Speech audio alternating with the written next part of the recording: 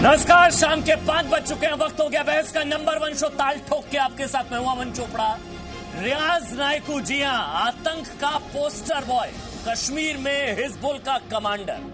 आप कहिए आतंक की दुनिया का एक सबसे बड़ा चेहरा कश्मीर में रियाज नायकू ढेर। जी हां, रियाज नायकू जहन्नुम पहुंचाया जा चुका है। मतलब आप इसको इस तरह से कहिए, यह है सेना का 72 हूर वाला प्लान शहादत का बदला लेने का, शहीदों की एक एक खून का बदला लेने का, खून के एक एक कतरे का हिसाब लेने का, और शहीदों के परिवार के एक एक आंसू पाकिस्तान पर बहुत भारी पड़ेंगे। हमने आपको कल ही बताया था। यही हुआ हंदवाड़ा में। हमारे जवानों के शहीद होने के 24 घंटे के अंदर अंदर आतंक का पोस्टर बॉय रियाज नायकू जहन्नुम में पहुंच चुका है। लेकिन अब हाफिज सईद 13 नंबर अगला। जी हां, हंदवाड़ा का बदला हाफिज सईद 13 नंबर अगला। वैसे जिस स्पीड में सेना इस वक्त चल रही है ना, 24 घंटे में 4 आतंकवादी ढेर किए जा चुके हैं। जनवरी से अब तक 68 ढेर। यह कहना ज्यादा नहीं होगा कि आतंक की महामारी का यह आखिरी महीज साबित होगा। आतंक की महामारी का यह आखिरी महीज साबित होगा। लेकिन जैसा कि मैंने बताया, धड़कनें बढ़ी हुई हैं हाफिज सईद की, क्योंकि नायकू के बाद अगला नंबर हाफिज सईद का ही होगा। ताल ठोक के बड़े सवाल, बड़ा पैनल में साथ MS Bitta, anti terrorist front के चेयरमैन है मेरे साथ retired major general K Sinha, retired lieutenant general Raj Kadian, colonel Tikku, Shahnawaz Hussain, Ravinder Raina, Zubair Khan, Asgar Ali Khan, Ifra Jan. बहुत बड़ा पैनल मेरे साथ। लेकिन सबसे पहले मैं शुरुआत कर रहा हूं बिट्टा साहब, अगला नंबर हाफिज सईद का, धड़कनें बढ़ी होंगी उसकी। हंदवाड़ा का बदला हाफिज 13 नंबर अगला। हम आपके चैनल में रैना साहब थे, शाहनवाज हुसैन, कादियान साहब, सीना साहब, सारे आपके चैनल में थे 2 दिन पहले, और सबने मिलकर ये एक ही बात कही थी।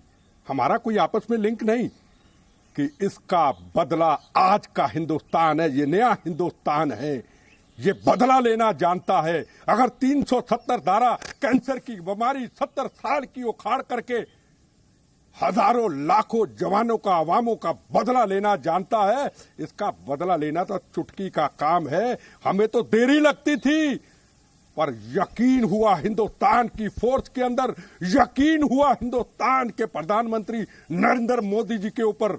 ना बीजेपी ना कांग्रेस, बार बार कहता हूं, हिंदुस्तान के जाबाज नरेंद्र मोदी जी के ऊपर, जिनकी अभी स्टेटमेंट सुनी आपने कि मोदी बदला लेना जानता है, प्यार करना भी जानता है। और गोली का जवाब, एक तरफ कोरोना, एक तरफ फूलों की डॉक्टरों के ऊपर बरसात, एक तरफ सफाई सेवकों के ऊपर, पुलिस अधिकारी जवानों के ऊपर बरसात, और एक तरफ जवान गोलियां खाए। जी, पाकिस्तान गलतफहमी में था कि हिंदुस्तान कंफ्यूज हो चुका है। हिंदुस्तान को इस वक्त पीठ में छुरा मारने का सही वक्त उसको पता ही नहीं कि 5 साल में हमने किया क्या है। 5 साल में हमने यही किया है। हमने मातृभूमि की सीमाओं की सुरक्षा की है, हमने हथियार इकट्ठे किए। जंग के लिए हथियार इकट्ठे नहीं किए हैं, सिर्फ मातृभूमि की सीमाओं की। मेरे को एक चीज समझ में आ रही है, और किस तरीके से जवानों ने बदला लिया। अगर मैं जो एक चीज ताल ठोक के कह सकता हूं, चुन चुन कर मारेंगे, घर में घुसकर मारेंगे। के सिन्हा साहब, उड़ी का हमला हुआ, फिर हमने वहां पर सर्जिकल स्ट्राइक की। पुलवामा किया तो बालाकोट किया, हंदवाड़ा किया तो रियाज नायकू को 72 हूरों के पास जहन्नुम में पहुंचा दिया हमने। नया भारत, बदला हुआ भारत, चुन चुन कर मारेगा, घर में घुसकर मारेगा। क्लियर मैसेज है मेरे ख्याल से के सिन्हा।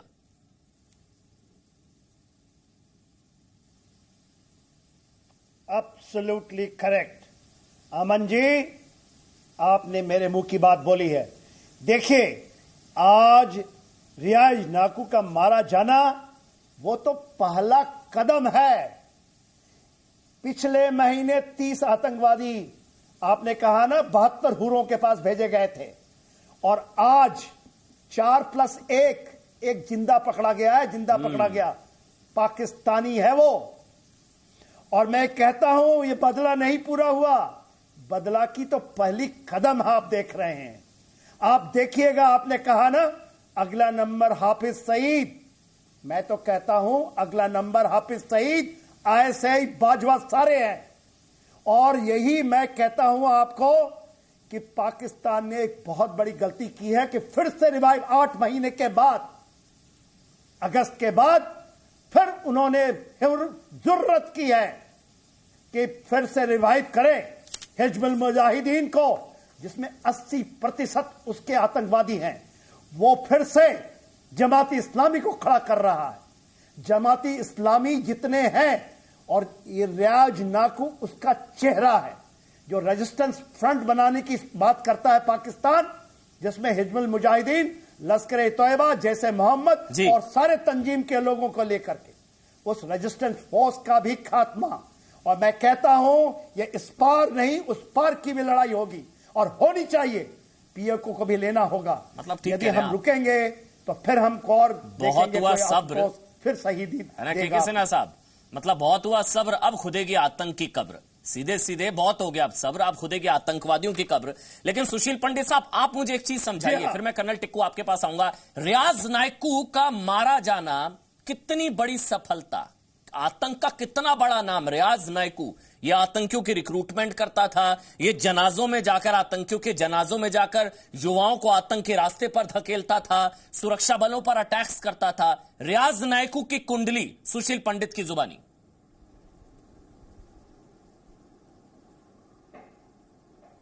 देखिए, 2012 में इसने एक तरह से पहचान बनाई। आज 8 साल ये लगातार सिरदर्द बना रहा। एक नाम बन गया ये घाटी में, बुरहान वानी की टोली का था। लेकिन ऐसे कई रियाज नायकू आए और गए। ये खरपतवार है कश्मीर में। जैसे बाल और नाखून उग आते हैं और उन्हें समय समय पर काटना पड़ता है, इसको बहुत ज्यादा तरजीह देने की जरूरत नहीं है। बुरहान वानी भी एक जमाने में था और यह मकबूल बट से चली आ रही है परंपरा। वहां पर पाकिस्तान को गुर्गे मिल जाते हैं और उनमें जुनून, उनमें खून, उनमें जहर भरकर घाटी में उन्हें कत्लो गारत के लिए छोड़ा जाता है। मौका अब सिर के बाल और हाथों के नाखून काटने का नहीं है, उस सिर को और उस हाथ को काटने की जरूरत है जहां ये बाल और नाखून उड़ते हैं। ठीक कह रहे हैं आप। इसको खत्म करने की जरूरत है। हमारे कर्नल्स, हमारे मेजर्स बहुत बेशकीमती हीरे हैं। इस खरपतवार से उनका कोई किसी भी तरह का खमियाजा, किसी भी तरह का पश्चाताप, किसी भी तरह की भरपाई नहीं हो पाएगी। ये कूड़ा करकट हैं, इन्हें तो खत्म होना है। लेकिन इनको पैदा करने वालों को खत्म करने की जरूरत आई है। हम कब तक सिर्फ बदला लेते रहेंगे? वो तय करेंगे निशाना, वो तय करेंगे समय, वो तय करेंगे स्थान, और हम सिर्फ बदला लेंगे। जिनकी खोपड़ियों में यह खून सवार है वो खोपड़ियां उतरनी चाहिए। उस पाकिस्तान में जाकर हम सिर्फ एक बार रस्म अदायगी ना करें, 2 बार रस्म अदायगी ना करें। बिल्कुल, वहां रूटीन ये डोज देना पड़ेगा हर रोज, बिना किसी वजह के। जब तक वो तौबा ना कर लें तब तक ठोकना पड़ेगा, लगातार ठोकना पड़ेगा, वरना ये खरपतवार उगती रहेगी और हमारे बेटे, हमारे भाई कश्मीर में जाया होते रहेंगे। बहुत ऐसे रियाज नायकू आए और चले गए, इसमें कोई बड़ी बात नहीं है। इस रियाज नायकू में ये जितना कोई खूंखार इसको आतंकी कहा जा रहा है, मतलब हिंदुस्तानी शेरों के आगे, जो हमारी हिंदुस्तान सेना के जो शेर है उनके आगे तो ये चूहे बन जाते हैं ना। ये गिड़गिड़ाने वाला वीडियो भी एक आपने देखा होगा। लेकिन कर्नल टिक्कू, अब आप बोलिए सर, कर्नल टिक्कू, कितनी बड़ी कामयाबी रियाज नायकू का मारा जाना, रियाज नायकू ढेर, मतलब ये आतंकी कमर टूटने जैसा कश्मीर में, हिजबुल की कमर टूटने जैसा कश्मीर में। देखिए अमन जी, मेरी आवाज सुनाई दे रही है? बोलिए सर, बिल्कुल आ रही है। देखिए अमन साहब, ये जो आपने सवाल किया और सुशील जी ने और जनरल सिन्हा साहब ने भी इसके ऊपर टिप्पणी की है, इसमें काफी सारे तथ्य हैं जिनको हमें सामने रखना चाहिए। सबसे पहली बात यह है कि रियाज नायकू जो है एक कमांडर था, वो एक ऑर्डिनरी जिहादी नहीं था, और वो एक इफेक्टिव कमांडर था। उनके पिछले 8 साल से वो हिजबुल में 2016 से वो हिजबुल मुजाहिदीन का कमांडर था, तो उसकी इफेक्टिवनेस मानी गई थी। तो मैं मानता हूं कि उसकी जो इफेक्टिवनेस रिक्रूटमेंट थी, मोटिवेशन में थी, वो इतना बड़ा लड़ाकू तो खुद था नहीं, लेकिन एज अ कमांडर वो इफेक्टिव था। तो उसका मारा जाना हिजबुल मुजाहिदीन के लिए एक बहुत बड़ी क्षति है, इसमें कोई दो राय है नहीं। इसके बदले वो किसी को भेजेंगे, उसको कई साल लगेंगे अपने कार्डर्स की कॉन्फिडेंस कमाने में। तो ये इसमें तो कोई दो राय नहीं है कि रियाज नाइकू का मारना एक हिजबुल मुजाहिदीन के लिए क्षति है। दूसरी बात मैं ये कहना चाहता हूं, सवेरे से हम लोग ये बात सुन रहे हैं टेलीविजन चैनल्स पर कि बदला पूरा हो गया। अरे भैया, एक कमांडिंग ऑफिसर, उसका साथ में एक कंपनी कमांडर प्लस 2 और जवान प्लस एक इंस्पेक्टर पुलिस का, उसके बाद सीआरपीएफ, कहां बदला किस चीज का? कौन है ये लोग? 2 पैसे के आदमी। तो बदले का बदला नहीं है ये एक कंटिन्यूअस ऑपरेशन है। बदला तो तब होगा जो जनरल साहब सिन्हा साहब ने भी सवेरे कहा। पता है कर्नल टिक्को, एक चीज बताऊं, ये जो तस्वीरें इस वक्त हम स्क्रीन पर हमने क्यों डाली है, ये जो तस्वीरें हैं, कल भी हमने कहा था कि कर्नल आशुतोष को मुखाग्नि देती उनकी पत्नी, हमने उनकी आंखों में देखा, पूरे देश ने उनकी आंखों में देखा, एक चुभने वाली खामोशी थी, एक सन्नाटा था, लेकिन वाकई उनके हौसले की हम लोग दाद दे रहे थे। हम ये भी कह रहे थे कि ये तस्वीरें भूलनी नहीं है देश को, बार बार, इसलिए हम कल भी तस्वीरें दिखा रहे हैं, आज भी दिखा रहे हैं डिबेट के दौरान, क्योंकि इसके बाद जो शुरू हुआ वो पाकिस्तान नहीं भूल पाएगा। ये तस्वीरें देश को नहीं भूलनी है। आप देख रहे हैं कर्नल आशुतोष की पत्नी पल्लवी हैं, पल्लवी शर्मा, उनकी बेटी है तमन्ना, उनसे जी न्यूज ने भी बात की। बल्कि पल्लवी जो कि उनकी पत्नी है, उन्होंने तो ये कहा कि उनकी बेटी अब आर्मी में जाना चाहती है। वो जज्बा है जिसका हम शुरुआत से लगातार जिक्र कर रहे हैं। और शाहनवाज, ये देखिए, वो तस्वीर देखिए आप,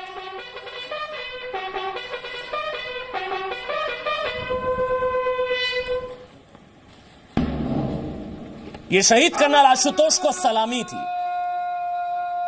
राजस्थान के मुख्यमंत्री अशोक गहलोत, उनकी पत्नी, कर्नल आशुतोष की पत्नी वहां पर, उनके परिवार वाले वहां पर, और इसीलिए कहा जा रहा था कि बदला होगा, शुरू हो चुका है बदला।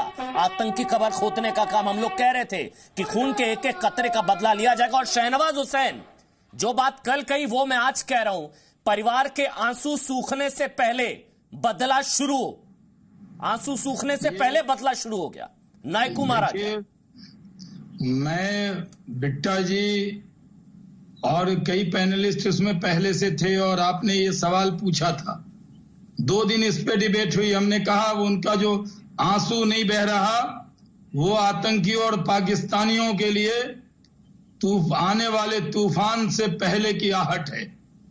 वो उनको पता लग गया। उस दिन ही कहा था, जो देश चाहता था, आज हमारी सेना ने, पैरामिलिट्री फोर्स ने देश की उम्मीदें पर 100% खड़े उतरकर आज जवाब दिया है। जवाब इन आतंकी का मरना ही है। लेकिन जो कहा, जो आतंकी के आका हैं, जो आतंकी के सरपरस्त हैं, वो पाकिस्तानी, वो ISI, वो हिजबुल मुजाहिदीन के जो लोग पाकिस्तान में बैठकर ये साजिश करते हैं, वो ये मान लें, अगर हमारे सेना के जवान और हमारे हिंदुस्तानी शहीद होंगे तो ऐसे आतंकियों के माथे पर मौत लिख दी जाएगी जी। आज खुशी का पल है। आज भी कई जगह, बिहार के औरंगाबाद में जो CRP के जवान शहीद हुए, उनका संस्कार हो रहा है। थोड़ी देर पहले ही देखा मैंने, कल ही आपने देखा कर्नल आशुतोष का संस्कार हुआ। और देश के मन में था कि ऐसे आतंकी देश को के मन में क्या था, साजिश रचते हैं, देश क्या चाहता है। शाहनवाज हुसैन साहब, गाजीपुर की कुछ तस्वीरें आपको दिखाते हैं ना, आप भी देखिए गाजीपुर की तस्वीर और सुनिए एक बार जयघोष सुनिए भारत माता का और वंदे मातरम।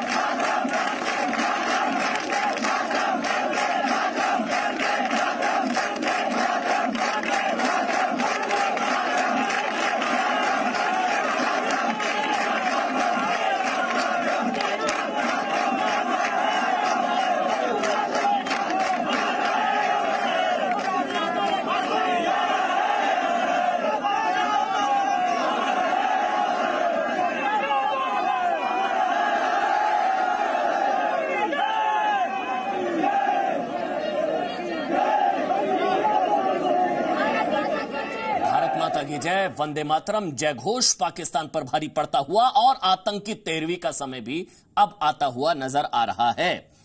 इफराजान, मतलब ये आम कश्मीरियों के लिए तो आज दिवाली जैसा है और ईद जैसा है ना भाई। कश्मीरियों का सबसे बड़ा दुश्मन, मुझे तो लगता है कश्मीरियों का सबसे बड़ा दुश्मन रियाज नायकू मारा गया, 72 हुरों के पास भेज दिया गया। राहत की सांस ली होगी आज कश्मीरियों ने, आप सबने, हम सबने।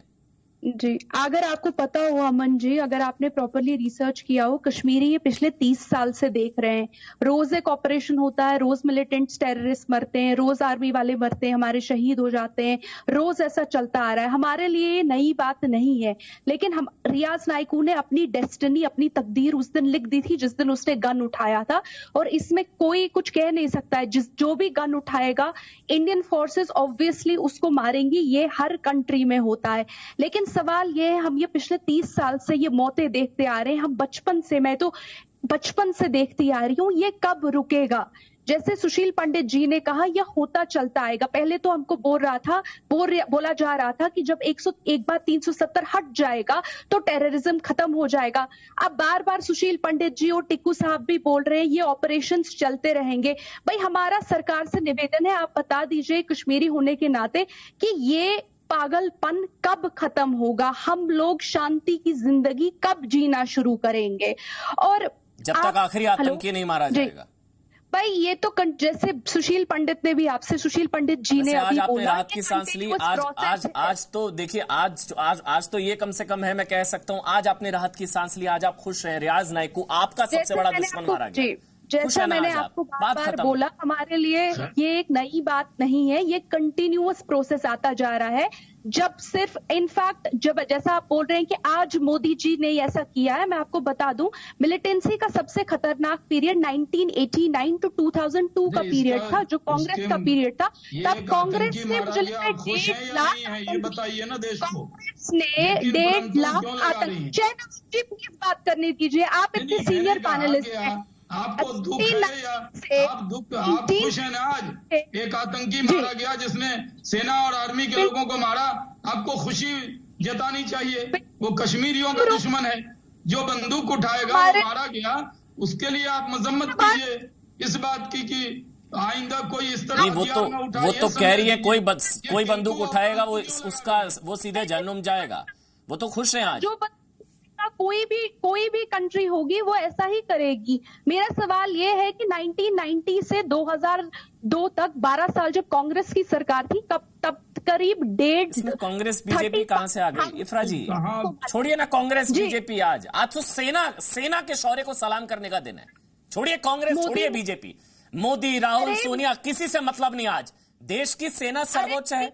सेना ने ऑपरेशन किया, सेना ने मौत के घाट उतारा, सेना ने उनको जहन्नुम पहुंचाया। सेना ये मोदी जी की सेना या इफ्रा जी की सेना या राहुल जी की सेना, अमन जी की सेना नहीं है। सेना आपकी भी है, सेना ने मारा। हश्र होगा, कम से कम सेना को सैल्यूट तो कीजिए। तब आपके पहले पैनलिस्ट ने बोला कि ये नरेंद्र मोदी जी का है, तब तो आपने उनको नहीं टोका। अब जब मैं तथ्य सामने रख रही हूँ, अब आप मुझे कांग्रेस के तथ्य सामने नहीं दे रहे हैं। अच्छा, पहले तो बोला था वही जवाब दे दें आपको शख्सियत नहीं बिट्टा साहब, आपसे दिक्कत है। अगर सेना पराक्रम करती है तो किसी सेना को सैल्यूट तो करें। चलिए ठीक है बिट्टा जी, आपसे दिक्कत है। बात तो दें बिट्टा जी आपसे दिक्कत हुई इफ्रा जी को। 1990 से 2002 तक कांग्रेस ने कितने टेररिस्ट को मार कराया आपको पता है? 35,000। कांग्रेस ने थोड़ी ना मारा किसी टेररिस्ट को। इफ्रा जी, कांग्रेस ने मारा था क्या सोनिया गांधी, राहुल गांधी जंग के मैदान में लेकर गए थे बंदूक? सोनिया गांधी ने, किसने मारा? कांग्रेस ने मारा। क्या बोल रही हैं आप? कांग्रेस गई थी क्या? कांग्रेस पार्टी के कार्यकर्ता गए थे बंदूक लेकर हाथ में? कांग्रेस ने मारा। सेना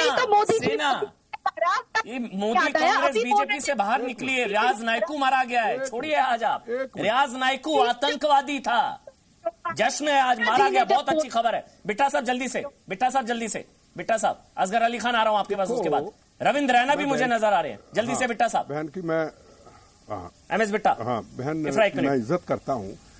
हम जब भी नरेंद्र मोदी, मैं कोई बीजेपी का तो नहीं हूं, मैं तो टकसाली कांग्रेस ही हूं, पुराना कांग्रेस ही रहा हूं। मुझे तो राष्ट्र से प्यार है और मेरे राष्ट्र के लिए मेरी भारत माता के लिए कोई काम करता है, मेरे जवानों के लिए शहादतों का बदला लेता है, हम क्यों ना नाम लेंगे उसको नरेंद्र मोदी का, डट के लेंगे।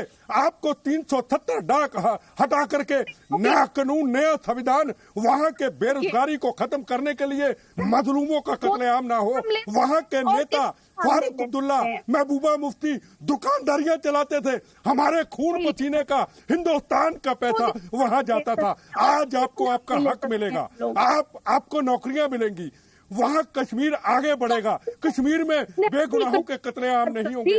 पर जो हमारे जवानों पे गोलियां चलाएगा, एक नहीं 100 गोलियां उनके ऊपर चलेंगी, एक चलाएंगे जवान क्यों चलाएंगे, पर जवानों की अब ज्यादा हम शहादत बर्दाश्त नहीं करेंगे। हमने आपके लिए किया, नरेंद्र मोदी जी ने आपके लिए किया, नरेंद्र मोदी जी ने मजलूमों के लिए किया, नरेंद्र मोदी जी अगर सेना ने तो जब सेना ने नायकू को 72 उरों के पास पहुंचाया तो ये बीजेपी के लिए रात की खबर थोड़ी ना, ये तो कांग्रेस वाले भी खुश होंगे ना भाई। इसमें बीजेपी कांग्रेस तो आता ही नहीं है कहीं से। रविंद्र रैना, उसके बाद असगर अली खान, पहले रविंद्र रैना, आप तो घाटी से ही है ना, कितना बड़ा नाम आतंक का ये जो रियाज नायकू 72 उरों के पास पहुंचाया हमारी सेना ने।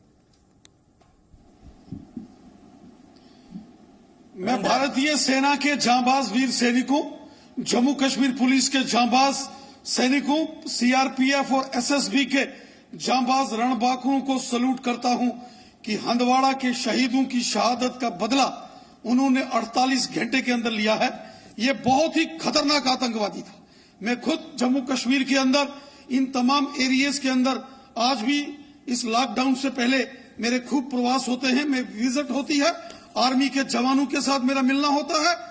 4 बार ये रियाज नायकू चकमा देकर सेना के कॉर्डन से निकला है रात को। 4 बार ये शोपियान, कुलगामा और त्राल के एरिया से ये वहां से भागने में सफल हुआ। और आज सेना ने अवंतीपुरा के अंदर जमीन के अंदर एक बंकर बनाया हुआ था और बंकर के अंदर टनल, उस टनल को खोद के पाताल से निकालकर रियाज नायकू को मौत के घाट उतारा है। यह दिखाता है कि दुश्मन भारत देश का दुनिया के जिस भी कोने के अंदर होगा, ढूंढ के, चुन के और घसीट के मारेंगे, गिन कर मारेंगे। आपकी देश के खिलाफ षड्यंत्र करेगा, भारत माता का अपमान करेगा, उसको चुन कर मौत के घाट उतारेंगे। कुछ लोगों का डिबेट में चेहरा क्यों उतरा हुआ? आसिफ भाई क्या हो गया? आसिफ बेग, चेहरा क्यों उतरा हुआ है आपको? आपका बहुत परेशान लग रहे हैं। मैं चेहरा क्यों उतरेगा मेरा? थोड़ा आपका दुश्मन मारा गया रियाज नायकू, बहुत परेशान लग रहे हैं आप। दुश्मन और दोस्त की बात नहीं है। मैथ्स का प्रोफेसर, टीचर, प्राइवेट ट्यूशंस देने वाला बेचारा मासूम टीचर मारा गया, मैथ्स टीचर मारा गया। वो तो हकीकत है। ये बेचारा तो बच्चों को पढ़ाता, ट्यूशन देता था। आपका तो कलेजा मुंह को आ रहा है, दिल छुपी कोई बात है नहीं। लेकिन आपको ये बात समझ लेनी होगी, जब तक यहाँ पे ट्यूशन लेते थे उससे मैथ्स की, आप भी मैथ्स की ट्यूशन लेते थे उससे। कश्मीरी है ये, कश्मीरी 30 साल से पिटे जा रहे हैं यहाँ पे। ट्यूशन लेते थे। कितना हमको खून खराबा देखना है, कितना खून खराबा देखना है। रोज आप मारोगे, रोज नए आतंकवादियों के सफे में शामिल होंगे। कितना खून खराबा हम लोगों को देखना है। हम 30 साल से यही देखे आ रहे हैं। भाई आप ट्यूशन लेते थे। देश के गृह मंत्री कहते 370 हटाने के बाद आतंकवाद का खात्मा होगा। कहां होगा आतंकवाद का खात्मा? किन के ठोकेंगे उनको? कहां से? जो भारत के खिलाफ बंदूक उठाएगा। कितनों को मारोगे शहनवाज जी? आप एक को मारते हो 10 पैदा हो रहे हैं। इस वार्निंग दे रहे हैं, जब यूएसए बात कर सकता है तालिबान के पाकिस्तान से बंदूक लेके आएंगे। याद रखना छोड़ेंगे नहीं एक को, जो इनका सपोर्टर भी होगा छोड़ेंगे नहीं उसको, अब नहीं छोड़ेंगे। अरे 370 धारा उठा के 14 साल का बच्चा परसों मारा गया, उसकी बात आप क्यों नहीं कर रहे हो यहाँ पे? हमारे लिए नहीं, आपके लिए कश्मीर है। 14 साल का बच्चा मारा गया, उसकी भी बात आप उसको कहते हैं टीचर, ये कर रहा हूँ नहीं, ये बच्चों को सिखाता था, गोली चलानी सिखाता था बच्चों को। बिट्टा साहब ट्यूशन लेते थे उससे। बिट्टा साहब आप गुस्सा हो रहे हैं। आसिफ बेग स्टूडेंट थे, हालात की वजह से बना। जब जुल्म, आसिफ बेग आप भी मेरे ख्याल से ट्यूशन लेते थे मैथ्स की, आप भी उससे मैथ्स की ट्यूशन लेते थे क्या? परेशान क्यों इतने? मैं क्यों ट्यूशन लूंगा उनसे? मैथ का या गोली चलाने का? तो मैथ्स का टीचर आपका आतंक का प्रोफेसर मारा गया, परेशान आप लग रहे हैं मेरे को। आप वार्निंग दे रहे हैं, एक मरेगा 10 निकलेंगे। तुम जितने नायकू मारोगे उतने घर घर से निकलेंगे।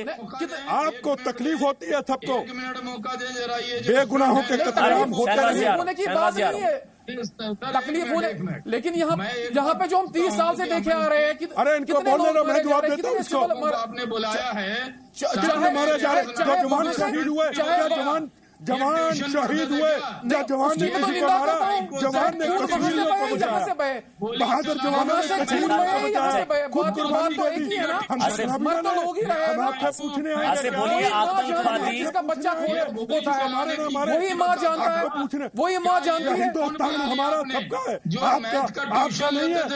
कश्मीर हमारा भी कश्मीर है, याद रखिए। स्टूडेंट को बुलाया आपने? कश्मीर मैंने कब कहा कश्मीर कश्मीरियों का खाली है? कश्मीर तो सबका है, चलाना सिखाया है। फिर कश्मीर तो सबका है, लेकिन आपने क्यों बात की? देश के गृह मंत्री कह रहे थे ना, जब 370 हटाया गया उस टाइम कह रहे थे आतंकवाद समाप्त हो गया। कहाँ आतंकवाद समाप्त हो गया? रोज ऑपरेशन कितने? हमको अब चैन की जिंदगी कब मिलेगी? हमको कब चैन से सोने का मौका? अच्छा, अब आप चैन की सांस ले रहे। रियाज नायक को मारा गया, खत्म करिए ना ये ड्रामा। एक मिनट शहनवाज हुसैन, मैं आपके पास आऊंगा, एक एक करके बोलेंगे, बीच में कोई नहीं बोलेगा। शहनवाज हुसैन, मैं आपके पास आऊंगा सर। बिट्टा साहब 1 मिनट कोई बीच में नहीं बोलेगा। आसिफ बेग 1 मिनट शांत रहिए। आसिफ बेग, सुशील पंडित आ रहा हूं आपके पास। आसिफ बेग 1 मिनट। आसिफ बेग 1 मिनट। आसिफ बेग, आपने बोला भैया कब हम चैन की सांस लेंगे? सीधा सा सवाल, आज आपने चैन की सांस क्या ली आपने चैन की सांस की? हाँ भाई अच्छा हुआ ये आतंकवादी रियाज नायकू मारा गया, बस इतना सा सवाल है मेरा। चैन की सांस ली आपने? वो बात अमन भाई, वो बात नहीं है। मैं बोल रहा हूँ कितने आप मारोगे? आपका तो दिल दुख रहा है, छोड़िए आप। 1 मिनट, असगर अली खान, रोज भी असगर अली खान, उसके बाद शहनवाज हुसैन। 26 पता लग गया आप बहुत परेशान है। असगर अली खान, फिर भी दूसरे दिन दूसरा निकलता है। मरते रहेंगे, जो बंदूक उठाएगा सीधे जन्नम जाएगा। बात कर सकता है, किसी को नहीं बचा पाएंगे आप।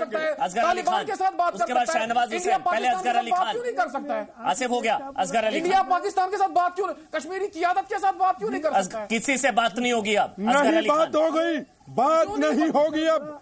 आसिफ बेग साहब खामोश हो जाए। अब नहीं बात होगी पाकिस्तान के साथ, हम विरोध करेंगे। असगर अली खान, बिट्टा साहब 1 मिनट, सबका ऑडियो बंद। असगर अली खान, मैथ्स टीचर बेचारा मासूम नायकू मारा गया, ऐसा तो नहीं कोई कहेगा ना? कुछ लोग कहेंगे, मुझे पता है। असगर अली खान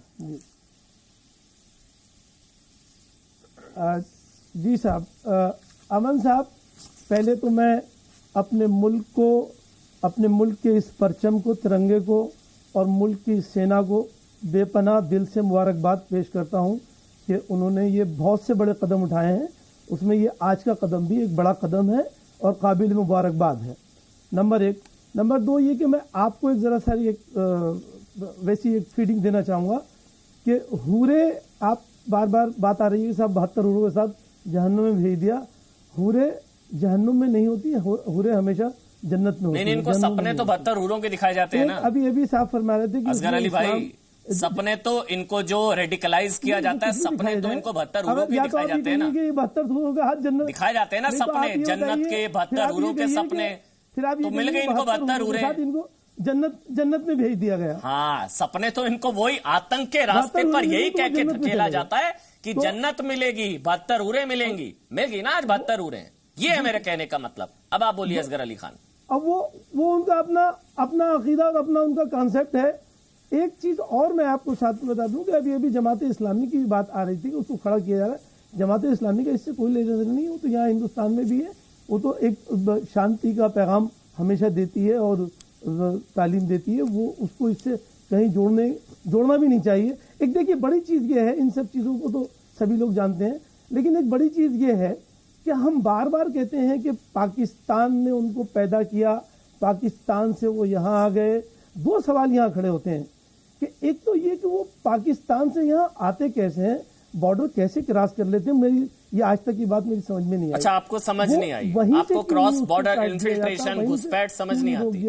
मैं नहीं, मेरी आपकी नहीं, आपको क्रॉस बॉर्डर इन्फिल्ट्रेशन, घुसपैठ समझ में नहीं आती, या आपको बुरा लग रहा है मैं पाकिस्तान को दोषी ठहराता हूं? मतलब इसमें पाकिस्तान का कोई हाथ नहीं है ना हंदवाड़ा अटैक में?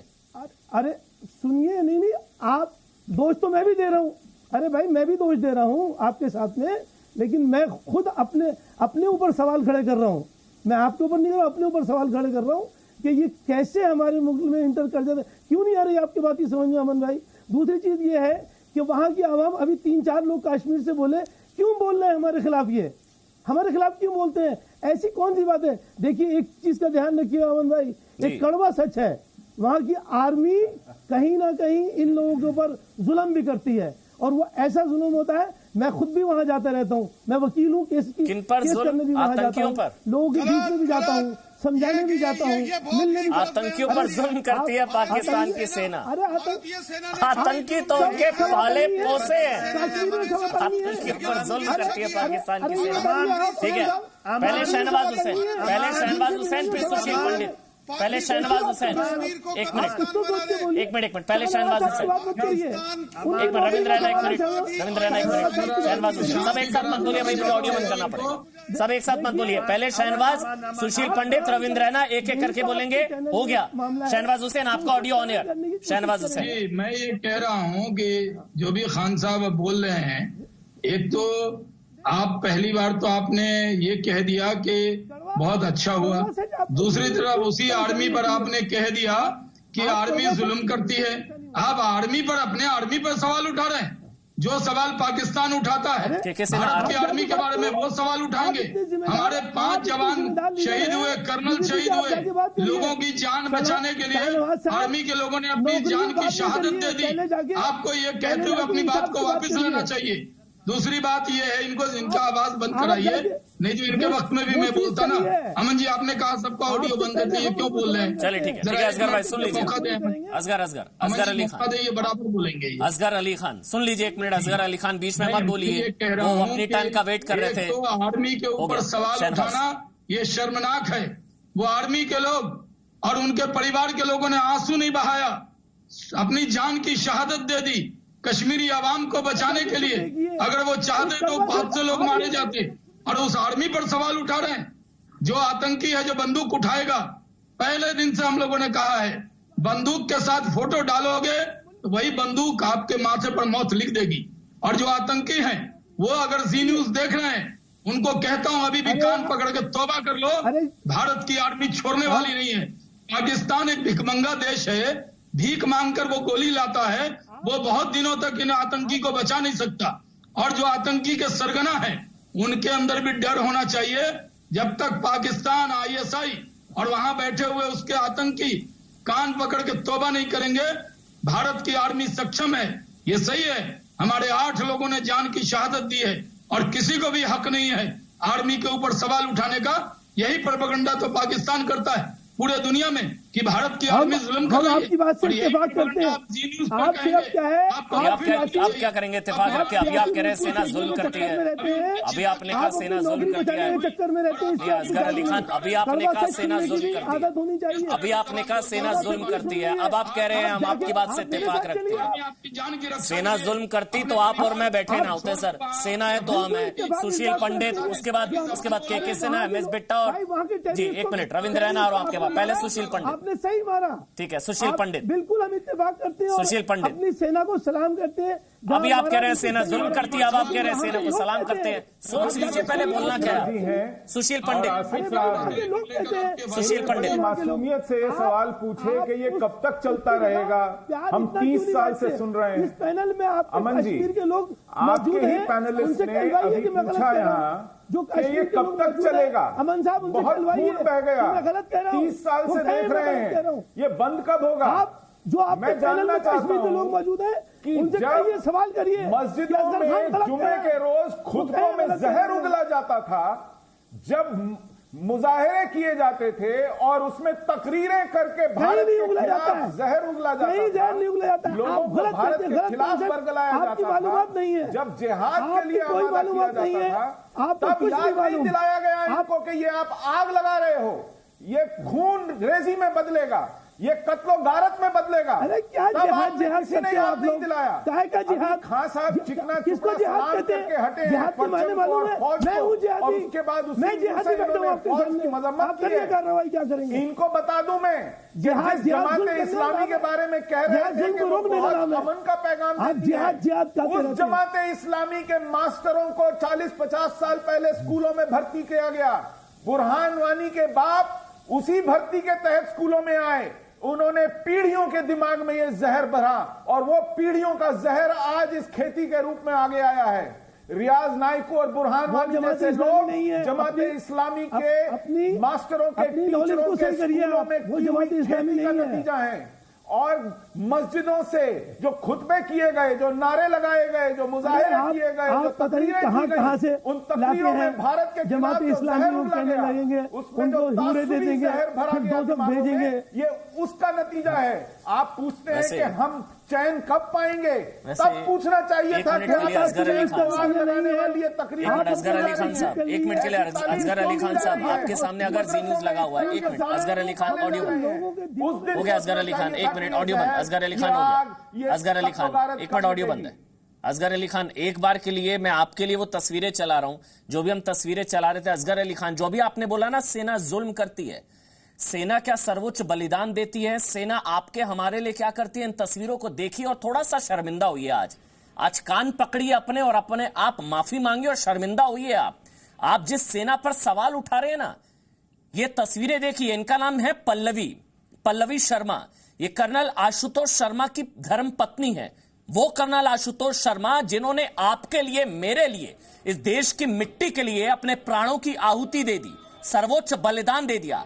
आप बहुत आसानी से कह रहे हैं ना सेना जुल्म करती है। सेना जुल्म करती होती तो आज ये यहां पर चिता पर लेटे नहीं होते। आपको पता है आम कश्मीरियों की जान बचाने के चक्कर में इन्होंने अपने प्राणों की आहुति दी है कि आम कश्मीरी की जान ना जाए।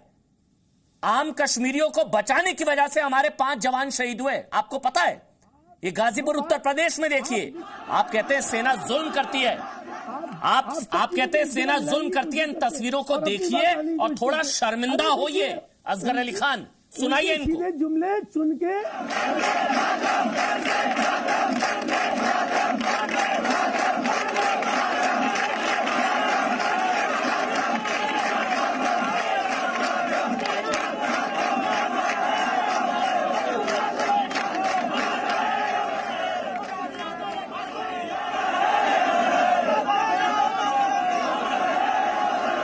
असगर अली खान, थोड़ी सी शर्मिंदगी महसूस हुई आपको?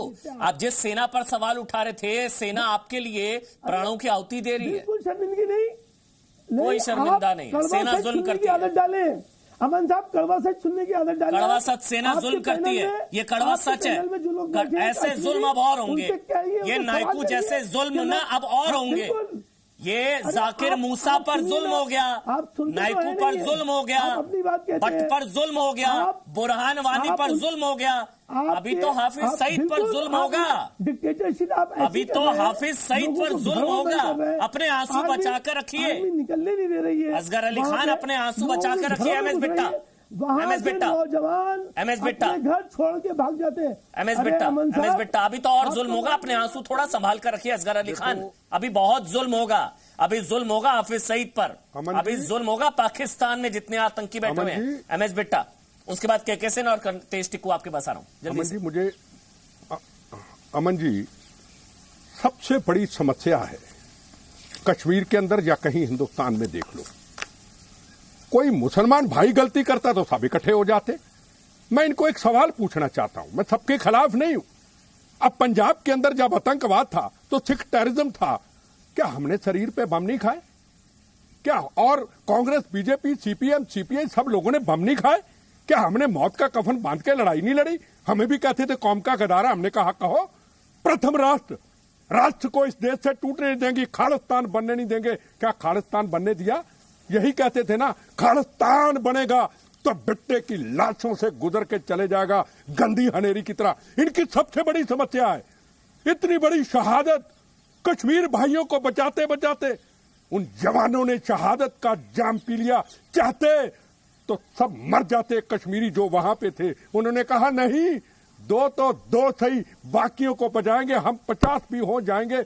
ये उसको कहते मास्टर। इनकी ऐसी की तैसी मास्टर। ये मास्टर ट्रेनिंग देता था गोलियां चलाने के लिए। ये हमारे जवानों के ऊपर सवाल उठाते हैं।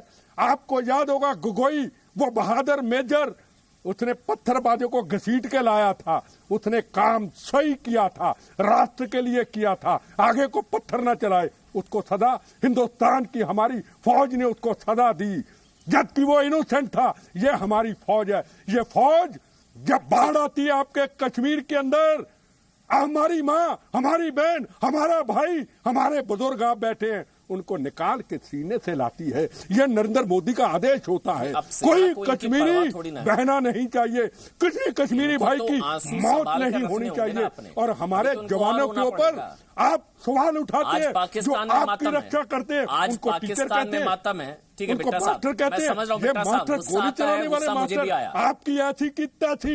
मुझे भी गुस्सा आया बिट्टा साहब, जिस तरह से इन्होंने बोला सेना जुल्म करती है, मुझे भी गुस्सा आया। आपने गलती की, लेकिन सेना को इनका सर्टिफिकेट नहीं चाहिए। सेना का मानवीय चेहरा हमने देखा हंदवाड़ा में। आम कश्मीरियों को बचाने की वजह से हमारे जवान शहीद हुए हैं। ये लोगों को पता नहीं होगा, नहीं असगर अली खान साहब को पता होगा। ये मेरे ख्याल से टिक्कू साहब आप बेहतर बता पाएंगे। कुछ लोगों को हॉस्टेज बनाया गया था। सेना चाहती तो एस्टेब्लिशमेंट को उड़ा सकती थी, घर को उड़ा देती, जैसा कि अक्सर देशों में होता है। हमारी सेना ने आम कश्मीरियों को बचाने के चक्कर में अपने प्राणों की आहुति दे दी। ये मानवीय चेहरा है सेना का। वो हंदवार अमन जी, हंदवारा में क्या हुआ वो तो सबको मालूम है। मैं इस ऑपरेशन की बात करता हूं जिसमें ये मारा गया रियाज नाइक को।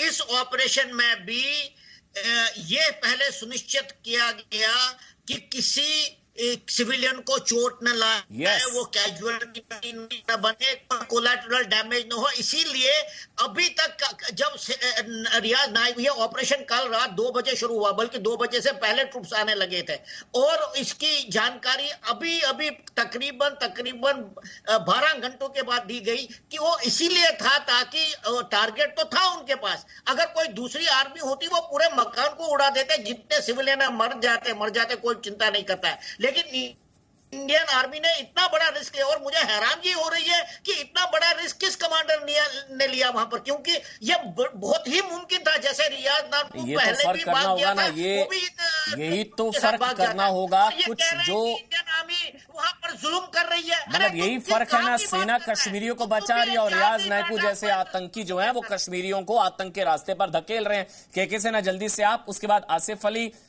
इफ्रा और शहनवाज हुसैन, जल्दी से। के सेना पहले आप। कोई कोलैटरल डैमेज नहीं, इतना बड़ा आतंकी मारा गया, एक आम शख्स की जान नहीं गई, आम कश्मीरी की जान नहीं गई। बहुत रोष होता है, बहुत गुस्सा आता है। देखिए अमन जी, मुझे इसीलिए बहुत गुस्सा आता है, रोष होती है कि भारतीय सेना अपने छाती पे गोली खा करके एक भी लोगों को नाखून तक नहीं मारने आती, एक नाखून की भी जो खरोच आए वो नहीं आने देती।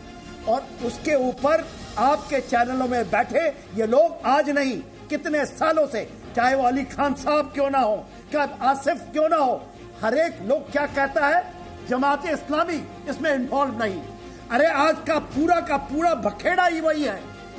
रियाज नाइकू या हिजबुल मुजाहिदीन, किसके चेहरे हैं ये लोग? ये चेहरे वही हैं। और आप जो सुशील जी कह रहे थे, ये घास की तरह उगते हैं, नाखून की तरह बढ़ते हैं, इनको काटना होगा और कार्रवाई यहां रुकेगी नहीं। ये मैं आपको यकीन दिलाता हूं, ये बिगनिंग है, बिगनिंग है, अंत भी होगा, आतंकियों का अंत भी होगा। जल्दी से शहनवाज हुसैन, कमेंट समेटना ही था।